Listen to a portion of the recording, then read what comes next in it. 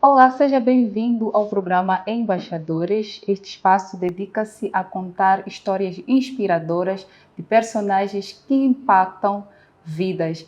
A nossa convidada de hoje é multifacetada. Ela é esposa, é mãe, é empresária e também profissional da HST. E, além de tudo isso, é presidente da AMEA. Sim, estamos a falar da Nilza Braga, a quem temos a elevada honra de saudá-la. Seja muito bem-vindo ao programa Embaixadores. Olá, Ruth. É um prazer enorme estar aqui a poder dar um pouco de mim, poder partilhar esta minha experiência, o meu conhecimento para todos aqueles que forem a receber-nos através das suas telas. Muito obrigada. A primeira pergunta, esta não falha no nosso programa. Quem é Nilza Braga? Assim, de uma forma resumida, quem é Nilza Braga? Quem é Nilza? Conforme nós iniciamos, já disse, eu sou esta pessoa multifacetada. Sou primeiro mãe de 2 meninos maravilhosos, que eu amo muito e dou tudo por eles. Sou esposa, sou irmã, sou filha, sou neta de pessoas também maravilhosas que me passaram princípios básicos, que são esses que alimentam o meu ser ou formatam o meu ser. E sou também amiga de pessoas que me acompanham no dia a dia e vão moldando esta Nilza que vai se transformando, vai melhorando dia após dia. Muito bem. Sou profissional de saúde e segurança no trabalho e sou esta mulher sempre aberta, empreendedora, sempre dedicada em aprender, melhorar e poder passar conhecimento, poder passar experiências do que vou vivendo no dia a dia para todas aquelas que precisam. Muito bem. Como é que começa a trajetória profissional e por que HST, ou Saúde e Segurança no Trabalho? De forma bem resumida, porque eu já contei esta história em vários outros fóruns, eu cresci num ambiente em que me foram passados valores sobre cuidados ao próximo, porque o meu pai é enfermeiro, então eu aprendi já desde casa a cuidar sempre do próximo. Daí vêm as minhas bases, os meus valores e princípios, desde o quintal de casa. Depois disso, porque terminei o 12º ano e o meu pai, o primeiro lugar onde ele conseguiu arranjar-me emprego para que eu não ficasse ainda à espera do tempo para concorrer para a universidade, ele foi, obviamente, arranjar-me um emprego em clínicas, que era o ambiente no qual ele trabalhava e interagia. Então eu fui trabalhar numa clínica e foi lá onde eu comecei também a dar continuidade, isto que eram princípios sobre cuidar do próximo, sobre atender o próximo. Entretanto, estando lá, porque para eu poder continuar com os meus estudos, ou tinha que deixar de trabalhar, o que eu já gostava de fazer, ou tinha que arranjar uma forma de enquadramento profissional e educacional dentro da área em que eu já estava a trabalhar. Assim sendo, a direção da empresa nessa altura optou, porque eu dizia que as únicas opções que eu tinha, as únicas opções que eu via ali por perto era formar-me em enfermagem, para dar continuidade a fazer, conseguir consolidar com esta área, porque eu trabalhava numa clínica, mas isso exigia com que eu largasse o emprego, viesse fazer a formação por 18 meses para depois voltar, o que não foi, parecia muito viável para a empresa, não é?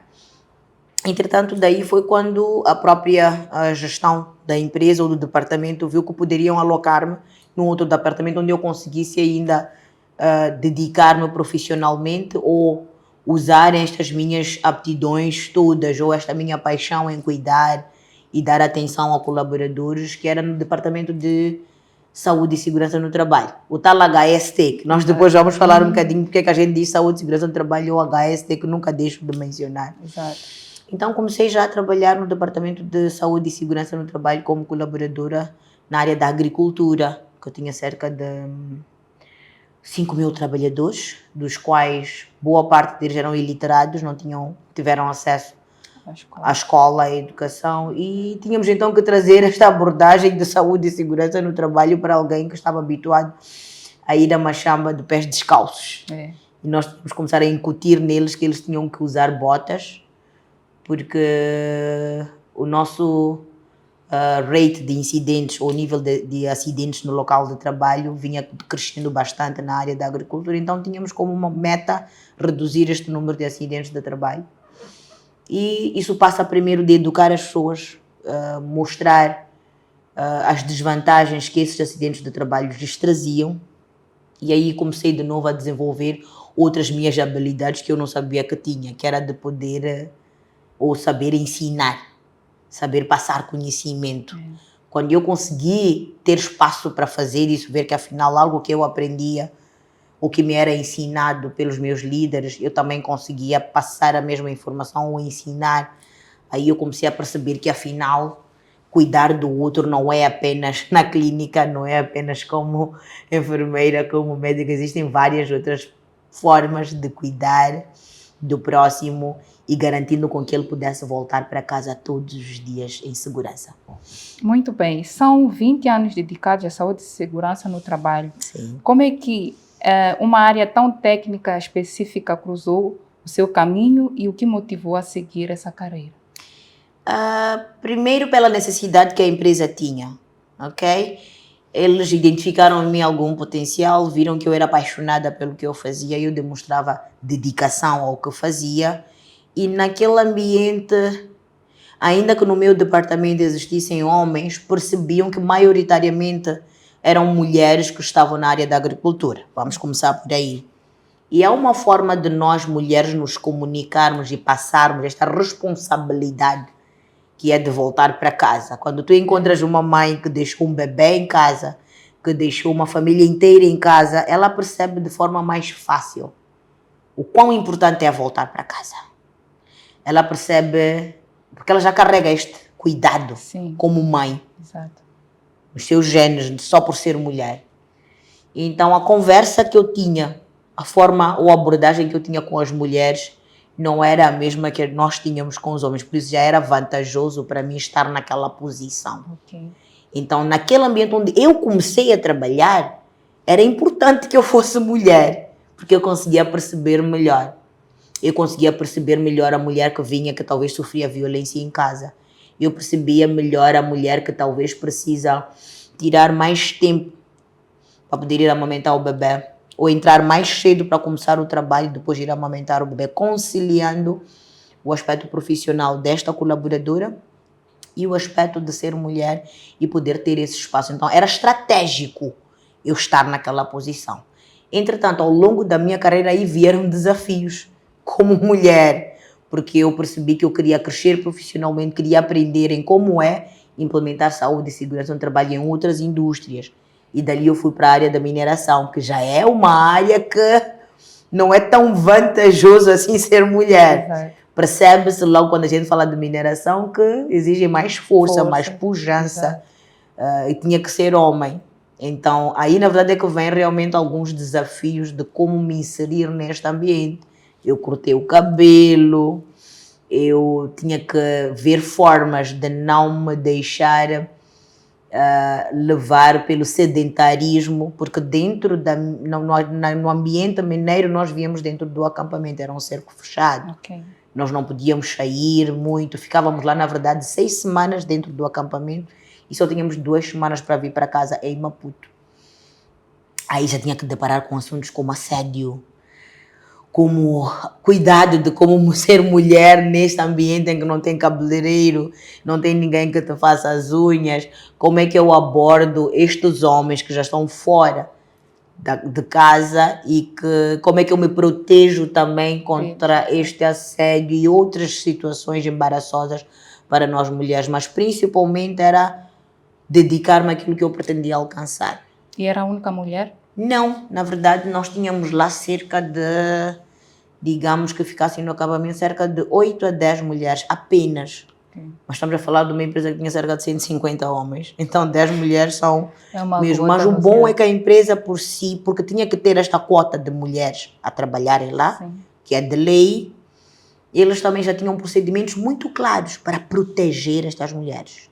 Então quando a cultura organizacional está alinhada à cultura de saúde e segurança no trabalho, é fácil nós termos um ambiente que proteja a mulher independentemente da sua área profissional, ok? Sim. Então, eu como coordenadora de saúde e segurança no trabalho, havia esta vantagem de ser mulher, de poder perceber as limitações, poder ser mais empática, no ambiente de trabalho, mas havia esta desvantagem de que eu tinha que também aprender a lidar com homens, a poder ouvir mais, que era vantajoso porque eu tinha mais paciência para poder ouvir no dia em que aquele colega não estava em condições de estar a trabalhar, porque simplesmente o estado psicológico dele não ajudava. Está com saudades da família, está com problemas sociais e não conseguia. Então nem sempre foi tão desvantajoso e foi tão desafiador assim. Poderia ser um desafio, mas com vantagem, para poder realmente realçar aquilo que era o meu papel para esta profissão. E como fazer acontecer e tirar vantagem mesmo de ser mulher para poder desempenhar o meu papel como gestora de saúde e segurança no trabalho. Muito bem. E por que é importante implementar normas de HST no trabalho? Por que é importante? Porque todos queremos voltar para casa todos os dias. Isso. E acho que não existe uma forma mais humana de desmistificar isto. Cada um de nós aqui, o cameraman, eu, tu, a pessoa que nos abriu a porta quando entramos aqui, todos nós temos um compromisso que é de voltar para casa todos os dias. Então, esta é a primeira importância, se assim eu posso dizer. Mas vamos agora para o lado mais profissional. Para as empresas, para os empreendedores, para os empresários, para os investidores. É que tudo aquilo que eu vou investir vai ser executado por um ser humano. Este ser humano precisa continuar a ser útil para mim e precisa continuar a trabalhar para que eu consiga ter algum rendimento, ok? E eu preciso garantir com que ele volte no dia seguinte para dar continuidade, ok? E esta coisa de ninguém é insubstituível é mentira. O meu know-how, a forma como eu desempenho a minha tarefa, nós empresários sabemos muito bem o quão difícil é substituir alguém. O quão difícil é afastar uma peça deste xadrez e trazer uma nova, ter que recomeçar com aquela peça nova. Isto atrasa. Vai me trazer danos financeiros, econômicos neste caso. Então, existem 3 motivos de forma simplificada pelas quais nós temos que implementar saúde e segurança no trabalho. É para evitar danos morais, aquilo que é a imagem da nossa empresa. Todas as empresas são mais valorizadas quando sabem que eles implementam, que eles praticam uma cultura de segurança e de preservação do seu capital humano. Existem também para evitar danos econômicos, com acidentes de trabalho, com doenças ocupacionais. Quanto mais doentes, mais acidentes de trabalho nós tivermos, mais iremos expandir para tratar estes colaboradores, para substituí-los quando eles não estiverem presentes. E, obviamente, as nossas operações também vão sofrendo este impacto. E pelas causas legais. Ninguém quer ser penalizado por não estar a cumprir com a lei, ok? Passe os anos que passarem, se uma empresa, dentro de uma empresa houve um acidente grave de trabalho, e isto chega a vocês, a mídia, aquilo fica arrastado lá por anos.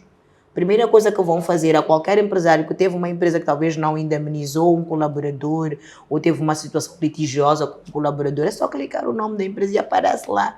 E já vão questionar, eu não sei se vale a pena contratar, porque ele já teve um probleminha. Tem antecedentes. Tem antecedentes com um colaborador que ele não conseguiu. Ainda que seja, às vezes, uma simples, vamos dar exemplos muito básicos, uma senhora que talvez queimou ou não indemnizou a sua colaboradora, a sua empregada doméstica, na zona, no bairro. Todo mundo fica a saber que trabalhar naquela casa, estão constantemente a trocar de empregadas. E aquela senhora trata mal os colaboradores, ok? Eu costumo usar exemplos muito práticos quando vou falar sobre cultura organizacional versus cultura de saúde e segurança no trabalho. É que todas as vezes quando eu pergunto a alguém, se te aparecesse uma oportunidade agora, mesmo assim, para sair desta empresa onde estás agora, uma empresa é do chinês, outra é do americano e outra é do moçambicano, qual é que tu não levarias à primeira? Do chinês. Pronto, então paramos a conversa por aí. Não vou perguntar muito porque é que não levarias de chinês. Não. Aí esta não seria opcional. Ias pegar as outras 2 opções, já do americano e do moçambicano.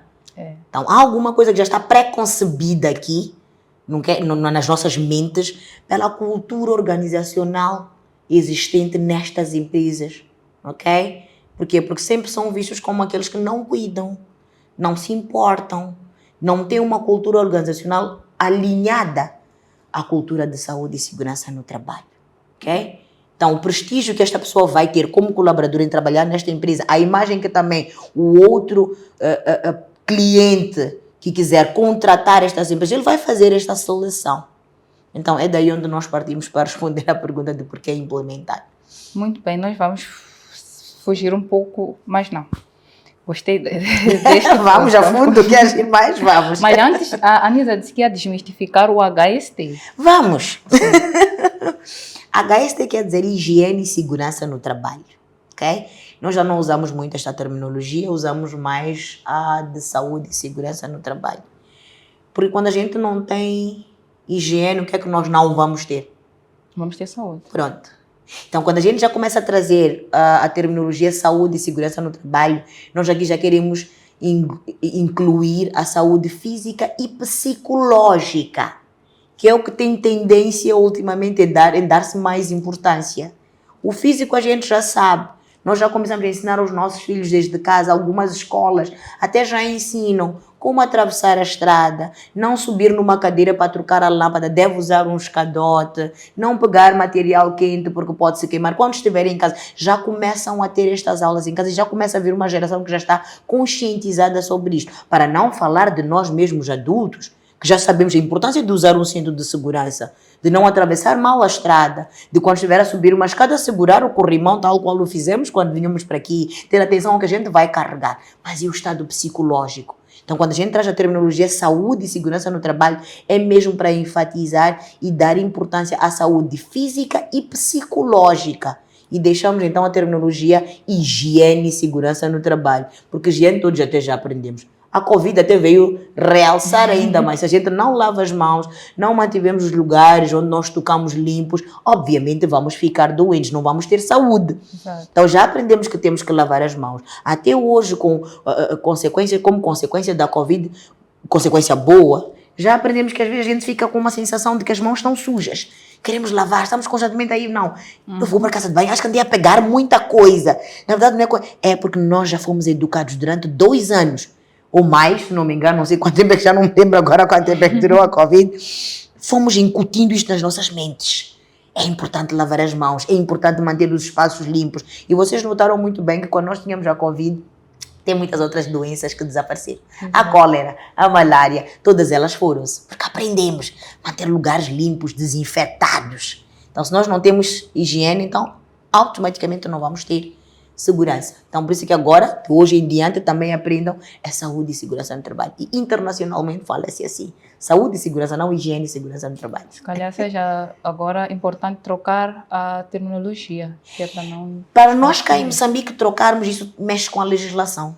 Okay? Com a nossa lei de trabalho, ela ainda menciona higiene e segurança no trabalho, que eu acredito, de acordo com em alguns fóruns com a Inspeção Geral do Trabalho, há um trabalho que está a ser feito para que a gente consiga fazer uma atualização da legislação moçambicana. Temos uma legislação específica para a saúde e segurança no trabalho e, obviamente, talvez até alterar o que já vem na lei de trabalho, onde menciona-se higiene e segurança no trabalho. E usamos uma terminologia mais internacionalizada, que é saúde e segurança no trabalho, ou health and safety, que é em inglês. Muito bem, bem esclarecedor. Como consegue equilibrar a rigidez técnica que a segurança exige com a sensibilidade humana necessária para formar equipes unidas? Porque é preciso ler primeiro a quem a gente está a ensinar. Esta rigidez da qual é falada é procedimental. Não é a Nilza que está a inventar que o senhor tem de usar bota, que o senhor não pode atravessar este espaço, que não pode circular aqui neste ambiente, que deve usar esta ou aquela ferramenta quando estiver a fazer o trabalho. Não é a Nilza que está a dizer. É procedimental, é de regra, é de lei. E é também responsabilidade sua. É preciso fazer perceber primeiro que esta minha rigidez é para garantir com que tu voltes para casa. Eu estou a ajudar-te, eu estou a alertar-te que tu tens um compromisso de voltar para casa hoje. Porque nós nos esquecemos e banalizamos esta possibilidade, esta vontade, não é? De poder estar vivo, poder acordar, poder fazer as coisas. A gente esquece que no minuto seguinte, se a gente não fizer a coisa correta, podemos perder tudo. É verdade. Ok? Então, esta rigidez, e eu já tive várias situações que já me chamaram de vários apelidos, mas é mesmo porque, na verdade, quando eu chegasse para alguém que eu já ensinei a primeira, a segunda, a terceira vez sobre como fazer alguma coisa, então passávamos logo para procedimentos de disciplinarização, caso a pessoa não cumprisse exatamente com o que era suposto fazer. Mas, no fim, Não é porque a Nilza quer ficar bonita na imagem. Eu só quero garantir que da próxima vez, antes de cometeres aquele mesmo erro, tu penses que dás de olho, porque se não é porque tu entendes, já tens esta responsabilidade de fazer a coisa correta, então que seja porque vais perder, que seja porque está escrito já no documento que caso Exato. voltes a cometer a mesma não conformidade, vais perder o emprego. Aí ele já começa a dizer, epa, se já vai me custar o emprego, então é melhor eu me organizar e cumprir com aquilo que é o procedimento. Então a rigidez sempre vai existir. Quando a gente está aqui a querer ensinar alguém aquilo que é o correto, leva tempo, porque depende muito da cultura da pessoa, ok? De onde é que ela vem, como é que ela cresceu, quais foram os princípios e valores que lhe foram passados, ok? Nós vamos ver, por exemplo, quando eu estou na estrada, eu não deveria esperar com que o polícia de trânsito me mandasse parar para usar um cinto de segurança. Eu me lembro que não tão recente, mas há uns anos atrás, quando eu apanhei um chapa, eu entrei à frente, por sorte, nesse dia, eu disse, ok, vou usar o cinto de segurança. Eu trazia uma blusa branca. Meu Deus. A minha blusa toda ficou suja, porque aquele cinto ficava ali e ninguém usava. Ok? Mas vamos lá agora, de uns anos para cá, nós já habituamos agora a andar de ambos. Quando a gente entra lá, há carros que quando tu não usas, a gente fica lá, pi, pi, pi, pi. E o motorista de Diego já vai lhe dizer, peço para usar o cinto. Agora, deixa-me espantar daquilo que às vezes ouve o carro a tocar e passa o cinto por detrás. Este aqui tem algum problema. Que não sei como é que eu explico aquilo. Ele deve sofrer de algum problema, de alguma limitação mental. Que não percebe que até os carros agora já nos avisam. Então, por que eu ainda tenho que ter o polícia na estrada para poder me dizer que é importante usar? O compromisso não é trabalho do polícia estar a ensinar-me isto. Tem que ser responsabilidade minha. É aí onde vem a rigidez. E depois a gente até quer discutir com o polícia que é injusto, que não deveria. Por que não deveria? Ele está a ajudar-me. É para o meu bem, não é para o bem do polícia. O polícia, quando chegar a hora, vai entrar no carro de patrulha, vai lhe deixar na paragem dele, ele vai para casa, ele vai chegar a casa. Tu é que não vai chegar. Tu é que tens um compromisso com a tua família, com o teu filho, de chegar com pão às 18 horas. E não vai chegar se não usar o cinto de segurança. Então, estou aqui a falar de um exemplo muito básico, um princípio muito básico que é mais comum, que quando a gente entra no ambiente industrial ou operacional ou empresarial, são estas normas básicas que nós temos que reforçar, em que torna-se mais fácil quando toda a cultura empresarial ou toda a cultura organizacional já está alinhada à cultura de saúde e segurança no trabalho e todos já sabem o que fazer. Então a Nilza já não é tão rígida assim. A gente já senta, já conversa em como continuar a melhorar este ambiente de trabalho para que se torne o mais seguro possível. E é aí onde a gente já começa a olhar para o lado psicológico, enquadrando de novo saúde e segurança no trabalho. Não é? Que é saúde física e psicológica. Então, se a física aqui a gente já está a quase 99,9% de eliminar os perigos existentes dentro do local de trabalho, começamos a ver os ambientes psicológicos, os aspectos psicológicos. Como é que a Nilza está hoje? Ou como é que a Ruth está hoje? Quando a gente chega de manhã, olá colega, bom dia, como é que está? Ai, eu estou mais ou menos bem. Disseste o quê? Estou mais ou menos bem. O que é mais ou menos bem? O que é que lhe falta? Porque fisicamente, aparentemente, está bem. Mas psicologicamente, como é que está? Exato. E acordei mal, o meu filho não está bem, acordou com umas febres. Eu logo já me preparo, que a Ruth pode talvez chegar a pedir uma dispensa. Ou posso também já perceber que, olha, já que ela disse isto, olha, se precisares sair rapidinho, diga. Que é para não estares aqui no ambiente de trabalho e tu te tornares um perigo aqui. Por quê? Porque é esta que vai ficar distraída, vai atravessar um cabo elétrico de uma ponta para outra, vai esquecer talvez de fechar ou de desligar um dispositivo elétrico, vai sair a correr porque foi atender o filho e alguém fica a sofrer um acidente de trabalho. O que é que causou? O estado psicológico dela. Porque eu ignorei aquele estou mais ou menos bem. O que é mais ou menos bem? Como é que eu, como colega, como é que eu, como empresário, como assistente de recursos humanos ou diretor de recursos humanos, posso ajudar e contribuir para que o ambiente de trabalho seja favorável e tranquilo e que não acabe causando, não é, um acidente de trabalho para este colaborador. Então, o HST vai muito mais além de empresas ou indústrias pesadas, é o nosso dia a É o dia. nosso dia a dia. Quando eu acordo, eu me ponho sentada na cama, eu me avalio, eu me espreguiço, eu estou a fazer uma avaliação de riscos da minha pessoa, como é que eu estou. Quando eu logo digo, estou com dor de cabeça, já é algo que me alerta, que mostra que eu provavelmente não poderei desempenhar as minhas tarefas ao longo do dia. Mas aí eu digo, deixa-me ir tomar um banho, ver como é que eu me sinto, vestir-me, ver se eu consigo. E quando a gente vai atravessar a estrada, olhamos para a esquerda, direita, à esquerda, para ver se conseguimos atravessar. Já estamos a fazer saúde e segurança. Não no trabalho, mas já é saúde e segurança. Já estou a avaliar primeiro os perigos existentes, ver quais são os riscos, as consequências e o que é que eu devo fazer para melhorar. Para melhorar, para mitigar estas situações. Quando vou apanhar o chapa, esse chapa está muito cheio, não vai. Vou me atrasar. Estou a fazer uma avaliação de risco para colocar medidas de controle. Esse chapa, os pneus, aquela porta, este chapa está podre, não está em condições. Já estou a avaliar. Então, é este mesmo carro que eu devo avaliar no local de trabalho.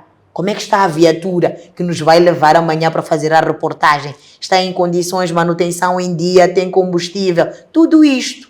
De modo a que a gente consiga terminar a operação que nos foi indicada da forma mais segura possível. Se a gente não fez este checklist ainda a sair, aí depois o carro para a meio do caminho. Temos que ligar para a senhora e dizer, senhora, infelizmente não havemos de conseguir vir porque o nosso carro parou no meio do caminho. Qual é a primeira pergunta que eu vou dizer? Uns dizem, são desorganizados, como é que não viram isso? A senhora Inês vai perguntar por que é que vocês não fizeram a inspeção antes de sair do local de onde vem. A terminologia que já muda. Exato. Neste ambiente de saúde e segurança no trabalho. Muito bem, são lições muito profundas e necessárias para o nosso dia a dia. Mas, além de profissional na área de HST, é também presidente da AMEA. Sim. O que é a AMEA e quais são os impactos das vossas atividades dentro da sociedade? Ok, a AMEA é a Associação Moçambicana de Empreendedores Europa e África, ok? E tem como objetivo fazer parte ou ser este ecossistema onde empresários se unem para se apoiarem ou para apoiarem outros empresários que necessitem de visibilidade, de posicionamento de marca, de crescimento dos seus negócios. Ok? Então, nós temos a vertente também social, que é aquela em que nós, social e filantrópica, que é aquela que nós apoiamos algumas entidades, temos realizado algumas atividades com a oncologia do Hospital Central, temos também feito algumas doações a infantários, sempre com contribuição de todos os membros. Temos a vertente também de formações específicas que nós identificamos que no mercado talvez sejam necessárias para poder impulsionar ou empurrar outros empresários a atingirmos exatamente, não é, aquele nível que nós tanto pretendemos ou ainda as exigências que o mercado vai solicitando, ok? Temos também, obviamente, a vertente que é esta de negócio. Quais são as oportunidades que existem para o meu negócio no mercado? Se eu estiver sozinho, eu não vou saber. Se eu estiver num grupo de 5, 10 mulheres, elas podem me dizer. E assim vamos. Então, dentro destas incubadoras de negócios, outras associações, federações, nós dentro da AMEA trazemos aqueles que são empresários que já têm negócios posicionados, não é? Negócios que já estão formalizados e vemos de que forma é que nós podemos escalar os vários níveis que nós definimos como foco para as nossas empresas e junto podemos ser o suporte um do outro sempre que houver necessidade. O ano passado foi difícil para muitos de nós empreendedores, empresários, e era na AMEA que eu, como Nilza, conseguia ter o suporte emocional, principalmente, que era mais emocional, em que nós sabíamos que não havia muito que estava sob o nosso controle para melhorar a economia do país, não é? Para melhorar este ambiente de negócios. Mas era aqui dentro onde nós nos perguntávamos, o que é que fazemos com os nossos colaboradores? Nós procurar dentro daquilo que são as nossas capacidades e dentro do ambiente em que nós nos inserimos, que é Moçambique. Então a AMEA é mais isto, é uma rede, faz parte deste ecossistema de mulheres que tem a tendência em se apoiar e obviamente deixar um legado.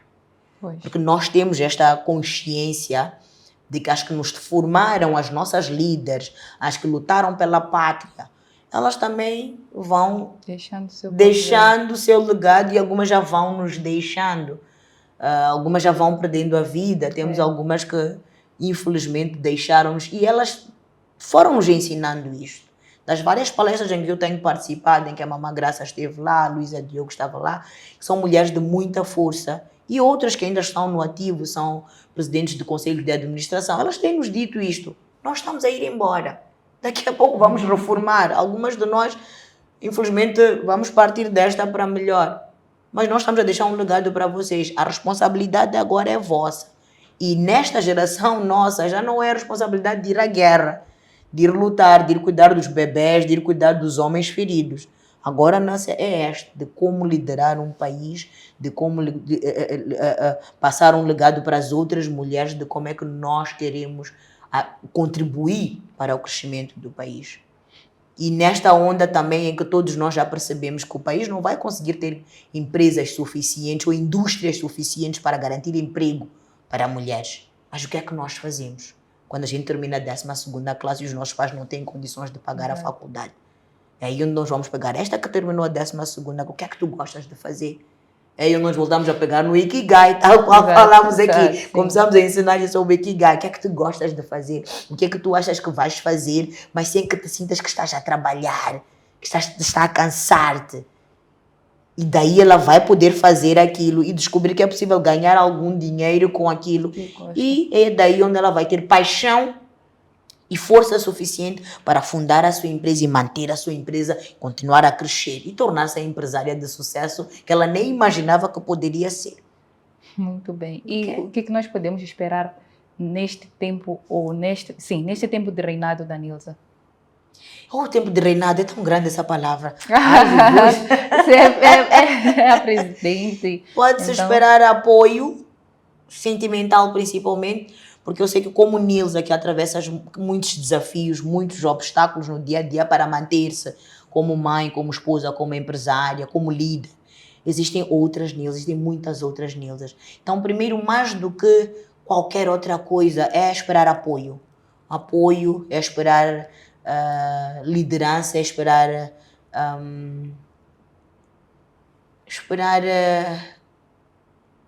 alguma luz, não é? Porque eu não quero falar de termos muito técnicos e muito específicos, mas é esperar um ambiente de partilha em que todas nós podemos crescer, em que todas nós podemos seguir firmes naquilo que é o nosso propósito, naquilo que nós pretendemos alcançar e termos o espaço que nós mulheres merecemos. Se nós estamos a falar de negócios grandes, é poder dizer que naquele negócio grande, naquela multinacional, está uma Nilza lá, está uma empresa de uma Nilza ou de uma membro da AMEA que está lá a participar. É quando recebermos uma chamada de que, olha, precisamos de empresas lideradas por mulheres para receber um financiamento. É poder dizer que na AMEA eu tenho umas 5, 10 mulheres que merecem este financiamento e vamos todas juntas. E pararmos de olhar que, não, é porque não dá oportunidade às nós mulheres. Mas onde é que vocês estão, mulheres? Estão unidas para que eles saibam que dentro deste fórum, desses ecossistemas todos, existem mulheres preparadas, com negócios bem firmados e com capacidade de liderança. Então é isso que se espera da Nilza, é irmos à procura daquilo que são oportunidades reais para mulheres, podermos nos apoiar e juntas crescermos. Muito bem, se calhar esteja alguém a assistir esse programa e a pergunta que surge é: o que é necessário para fazer parte da AMEA? É preciso ter foco, é preciso ter objetivo, é preciso querer crescer. É preciso querer dar um pouco de si primeiro. Porque associativismo é aprendermos a dar primeiro. Eu costumo dizer muito quando alguém chega para mim: mas AMEA, o que é que eu ganho em entrar com a AMEA? Eu digo: fez a pergunta errada. Então logo aí já vamos parar.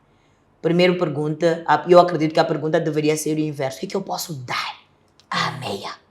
Como empresária, como mulher? Qual é o meu contributo? O que eu posso fazer pela AMEA? Aí começamos a conversar.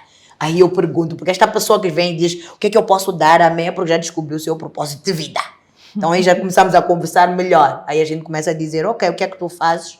Como é que nós podemos tirar este conhecimento todo que tu tens, esta experiência toda que tu tens e poderes talvez apoiar uma outra mulher aqui dentro da nossa rede, para que depois juntas possamos levar este conhecimento para outras mulheres que não têm acesso ou que não estão em Maputo, estão nas províncias, estão nos distritos, que também precisam deste suporte, precisam de uma força. ok? Então, é basicamente isto. Muito bem. Falamos no início que a Nilza é multifacetada. Sim. Como é que consegue conciliar todas estas atividades? Como é que eu consigo conciliar? Através de uma rede de suporte forte, através de disciplina. Disciplina e através de poder dizer alguns nãos quando eu não estiver em condições. Para que eu consiga fazer tudo isso, eu primeiro tenho que fazer uma avaliação de como é que eu estou, como é que eu me sinto hoje, quais são as minhas tarefas, aí já começa a disciplina. Quais são as minhas metas que eu defini para o dia de hoje? O que é que eu gostaria de alcançar no fim do dia de hoje? Estou em condições emocionais e físicas e psicológicas para poder alcançar esta tarefa? Sim, estou. Onde eu não estiver, eu preciso dizer à pessoa que talvez poderia me ajudar a dizer: desculpa, hoje não consigo fazer isto. Podes me ajudar, podes dar continuidade para que eu possa me dedicar a 99% das outras tarefas. Então, é importante ter uma rede de suporte à nossa volta. E a rede de suporte volta de novo para aquelas pessoas próximas. O meu esposo, os meus filhos, ainda que eles precisem de mim, ou seja, a maior fonte de suporte ou a rede de suporte para eles. É poder conversar com eles, dizer, quando mãe diz para acordar e levantar da cama, é para acordar e levantar da cama, te preparares para que eu vá te deixar à escola. Porque se nós atrasamos, o dia de mãe também atrasa e obviamente vira um efeito dominó, que a gente não consegue completar as nossas tarefas no dia a dia, ok? Coisa que é muito difícil para nós líderes, os nossos colaboradores perceberem. Que a nossa agenda, já desde manhã quando a gente acorda, a gente está tentando manter uma disciplina. Então quando um colaborador atrasa, quando um colaborador não consegue terminar uma tarefa e cala-se, não diz, torna-se difícil a gente poder voltar e ajudar. É importante com que a gente consiga dizer quando não conseguimos. Poder dizer, não vou conseguir, não estou em condições, não estou a perceber. Como é que eu devo fazer? E pedir ajuda. Não é trazer problemas, é pedir ajuda. É preciso trocar a forma de colocar isto. Então, é através de uma rede de suporte que eu consigo ser esta líder, mãe, e nestas multitarefas. Mas, para tal, nós precisamos muito do suporte das pessoas que estão à nossa volta. Os próprios colaboradores também precisam colaborar nesta tarefa, que é um dia a dia que, quando nós nos encontramos dentro da meia, vimos quando nós chegamos aqui, eu estava com a Joana e víamos conversando sobre isto, sobre o quão difícil tem sido a gente passar esta mensagem ou educar esta geração. Nós já vamos um pouco mais à frente, mas esta geração de 20, 30 anos, está difícil de lidar com isto. Porque parece que o sentido de responsabilidade vai reduzindo, são mais relaxadinhos, acham que as coisas estão um bocadinho mais facilitadas. Nós que aprendemos lá na Varra, torna-se um bocadinho difícil. Então nós precisamos ter sim uma rede de suporte, que é esta que vai nos ajudar, e disciplina, obviamente. Enquanto eu defino a minha agenda, é manter-se naquilo. Se surgir alguma coisa que me atrase, é poder pegar no telefone e dizer, preciso de ajuda, não vou conseguir. Preciso avisar antecipadamente, não vou conseguir terminar esta tarefa. Podemos, por favor, passar, porque é para não causar o efeito dominó. Exato. Eu não causar problemas ou atrasos para outra pessoa seguinte, e no dia seguinte, depois eu reclamar. Eu me ressentir que, mas eu pedi ontem, pedi, mas pediu tarde. Não foi ao encontro. Então, é preciso ter uma disciplina, é preciso ter uma rede de suporte muito forte, em que até a empregada que fica a cuidar dos meninos tem de saber que não é possível falar comigo ao longo do dia se não for urgente. Há aquelas chamadas que a gente põe o telefone no silêncio, mas há uma chamada que a gente já ensinou em casa. Liga-me apenas se for realmente importante, ok? Se eu vir uma, duas chamadas, porque sou mãe e tenho filhos pequenos, o meu telefone está aqui. Mas há uma chamada que, se entrar uma, a gente conta a primeira. A segunda chamada, já sabemos que é importante para tudo. Há algum problema. Não é para ir atender, senhora, eu esqueci de dizer que já não tem tomate. Não, para com isso. Porque não vou conseguir trabalhar para depois trazer-te o salário que tu estás à espera no dia 5. Então, esta rede de suporte tem de estar alinhada e disciplinada junto contigo. Quando a gente tem esta rede de suporte, a gente consegue ir onde a gente precisa. Muito bem. É muito inspirador conversar com a Nilza. É muita bagagem, muita bagagem. E eu gostava de saber como é que acha que inspira as pessoas à sua volta com a sua história? Eu acho que a minha história empreendedora, principalmente, ou profissional e empreendedora, foi sempre construída na base da necessidade. E na base, numa mentoria que eu já fiz, que foi com o Ayaz Assami, nunca vou me esquecer, ele ensinou-nos muito que a necessidade nos faz, a necessidade e a dor nos faz reinventar quase todos os dias. Então, olhando aquilo que é o contexto das mulheres moçambicanas, umas que talvez não tiveram acesso à educação, outras tiveram acesso à educação, mas depois tiveram que se reinventar para a procura de emprego, para a procura de autossustento, para fazer negócio, tornarem-se empreendedoras, eu acho que acaba impactando exatamente pela forma como a minha carreira foi sendo construída, em que estes desafios sobre ser mulher, ser mãe, sempre vieram em destaque em algum momento da minha carreira. Quando eu conto a minha história, para quem já acompanha a minha história, sabe que eu perdi emprego nos momentos em que eu mais precisei do meu emprego, eu perdi.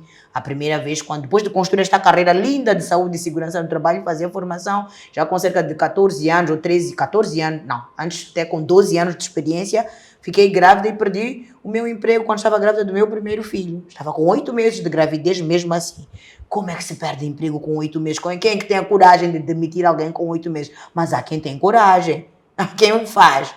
Depois disso, 2 ou 3 anos depois, retomei a minha vida profissional, estava numa boa posição, num cargo muito bom. Tive o meu segundo filho, com 2 meses perco o emprego de novo. Então eu acredito que é mesmo porque a minha história reflete-se em várias mulheres. E eu tenho recebido várias chamadas, Nilza, a tua história é tão parecida à minha, mas são histórias que estão lá escondidas, muito poucas falam, ou muito poucas têm a oportunidade de poder contar, mas igual a Nilza existem muitas mulheres. Entretanto, cada uma foi superando como conseguiu, eu também fui superando e desenhando o meu caminho, mas fui bastante persistente e continuo sendo persistente porque os desafios não param. Quando terminam os desafios de fundar o negócio, de querer posicionar-se, de querer fazer crescer o negócio, vêm outros que já são esses grandes que é dentro da meia, quando a gente já começa a falar sobre como manter o seu negócio, quando já achavas que estava tudo muito bonito, a empresa estava a crescer, já tinhas um rendimento X acima do tal primeiro milhão, que muitos dizem que quero ter o meu primeiro milhão, se soubessem que é aí onde começam os problemas.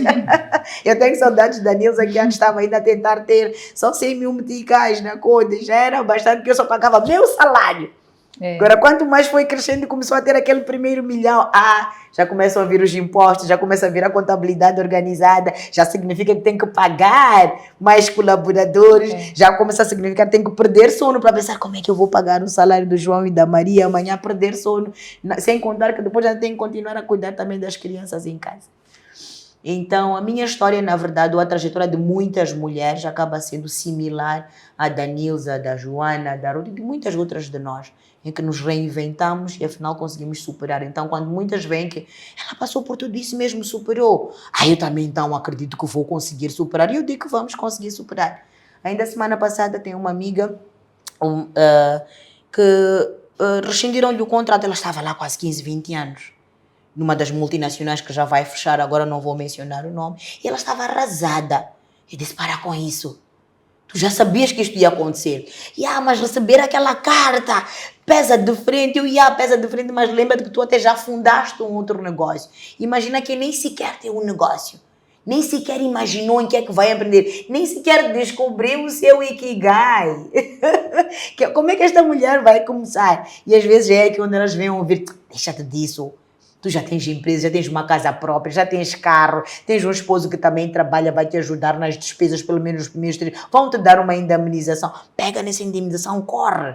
Pensa no que é que tu gostas de fazer, que vai servir de um hobby. E não dê espaço ao sofá. Deixa o sofá sentir saudades de ti até. Porque não vais ter tempo de sentar ali. Chega em casa, pensa como é que eu posso me reinventar amanhã, como é que eu posso reinventar o meu negócio. Como é que eu posso vender a história do tomate como se fosse o ouro? Mas eu vender este tomate de uma outra forma diferente. Embalado, descascado, dizer que as cascas são mais vitaminosas que isto, que aquilo. Até te convencer a comprar, mas aquela senhora vendeu muito tomate. Como é que eu aceitei comprar um tomate dela quando eu ainda tenho tomate em casa, mas eu vou trazer um tomate, vou selecionar o tomate ali no fajar, dizer que este tomate aqui é mais verdinho, este aqui tem um tempo de vida, vai te durar na geleira mais 6 anos. Coisa que ninguém faz. Tomate é tomate. A gente chega lá, pesa e leva. Mas se eu for a estudar, talvez aquele tomate mais verdinho vai me durar 6 semanas e eu quero que dure 6 semanas porque vai me ajudar a poupar. Então é aqui onde a gente vai sendo empreendedor e vai se reinventando todos os dias. E é possível fazer tudo isto quando se descobre que da necessidade precisamos tirar a nossa fonte de rendimento e começar a fazer aquilo com gosto a ponto de nós não nos cansarmos. Muito bem, tal como eu, deve estar alguém a assistir, tipo a dizer, poxa, eu quero ser como esta mulher. Qual é o conselho que a Nilza dá para jovens que pretendem chegar onde chegou? Sonhem bastante, ok? Todo grande empresário, empreendedor, milionário, bilionário é porque um dia sonhou. Se o teu sonho não é grande, então não estás a sonhar o suficiente. Porque o mundo está lá. O mundo é cheio de oportunidades, que há desafios, existem. O nosso país nos mostra isso todos os dias. Mas continuamos persistentes naquilo que é o nosso sonho, naquilo que nós queremos alcançar. E cuidemos. Cuidar do nosso lado físico e psicológico é extremamente importante. O meu bem-estar físico e psicológico influencia bastante no resultado que eu quero ter amanhã ou no próximo ano. Hoje pode estar a ser difícil, mas ontem também já foi difícil. E cá estou no hoje.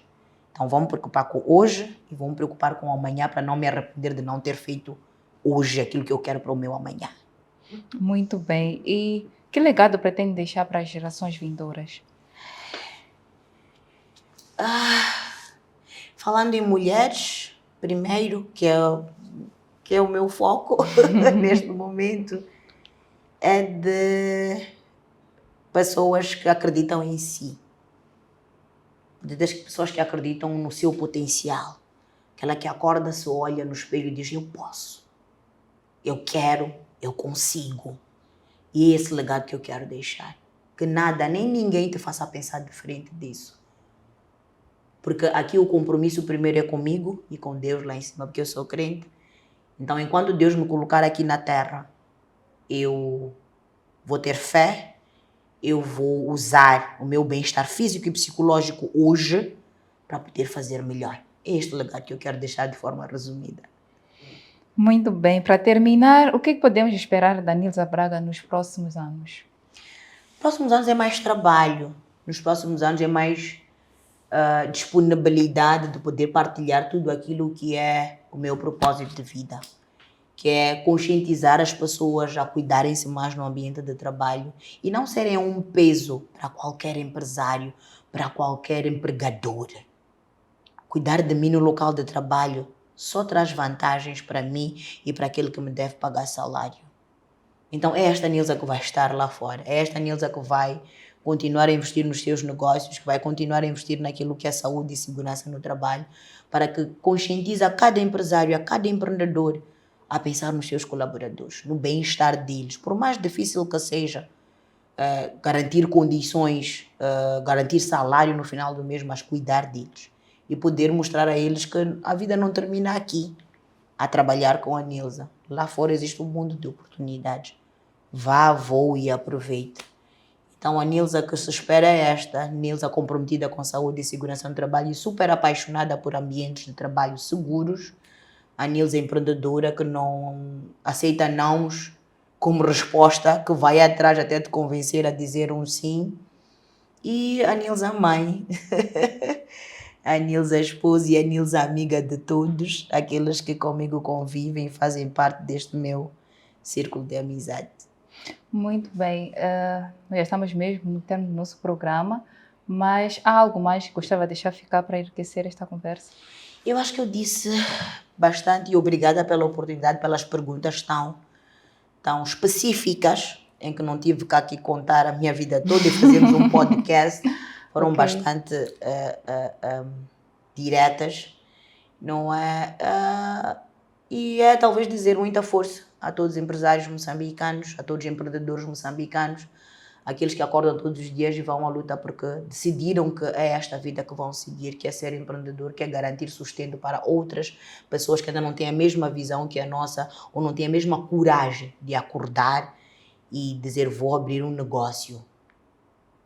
Então é bastante isso, é muita força, Costuma-se dizer, estamos todos no mesmo mar. Esta coisa de estamos todos no mesmo barco, não é verdade.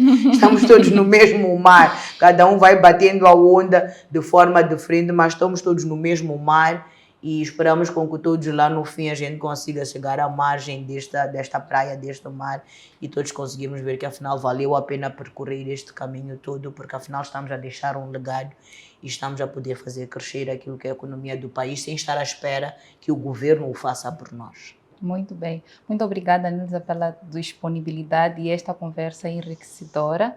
Foi mesmo um prazer estar aqui na sua presença e aprendendo.